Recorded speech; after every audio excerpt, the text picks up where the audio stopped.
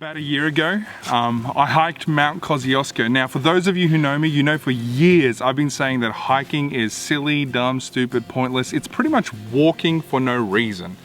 However, a friend of mine, Ashley Smith, we were down near Mount Kosciuszko a year ago, and he convinced me. He convinced me to go on this 24-kilometer hike up the highest peak of Australia, and it was horrible. It was truly horrible.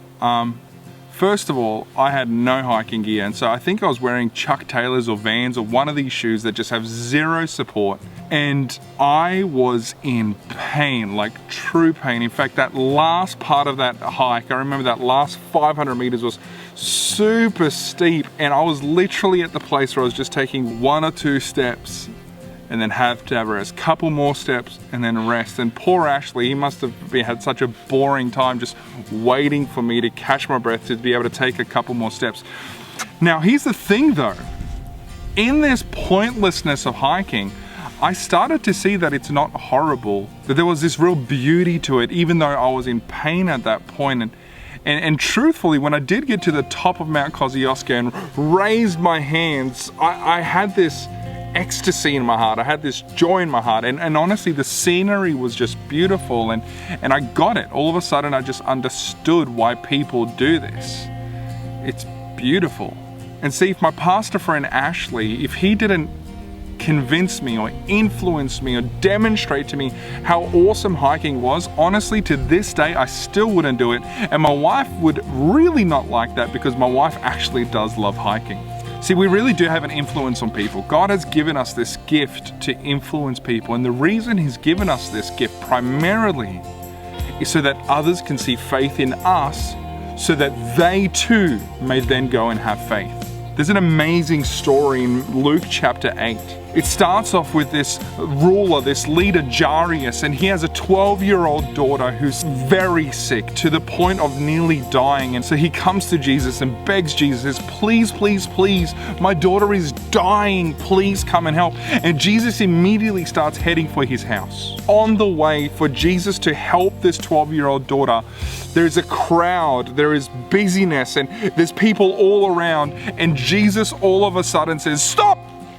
Somebody touched me." He's looking in the crowd. Who touched me? Who touched me? Find who touched me. And finally, when this woman who couldn't hide, she shared a testimony. She shared why she touched him. So don't miss this. There's Jesus and this man with a 12-year-old daughter who's dying, hearing the testimony of this lady who's been sick for 12 years and no one could help. It was impossible for anyone to heal her.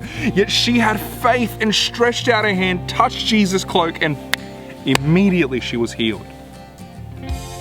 At this moment, the Bible says some of Jairus' friends and helpers came to him and said, "Look, don't worry, mate, it's too late, your daughter's died." But then Jesus turns to Jairus and he says this very powerful, powerful sentence. He says, "Don't be afraid, just believe and she will be healed." See, these stories aren't two random stories. They're not disconnected. What Jairus needed to do right now was near impossible. He had to believe that the impossible could happen. He just heard his daughter's dead. How on earth could Jairus believe?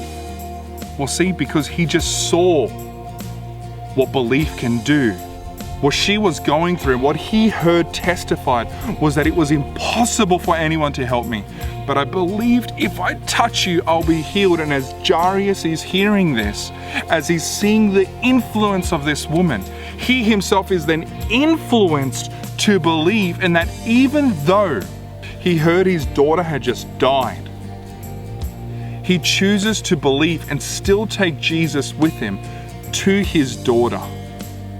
This story in Luke chapter 8 is an insight into God's will for you and me.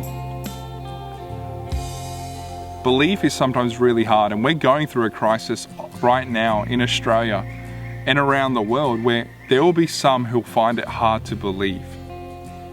And the best thing we can do for them is to choose to believe ourselves in God and to express our belief in God so that God can use that, just like He did in Jairus, so that those who see you may believe and be saved as well.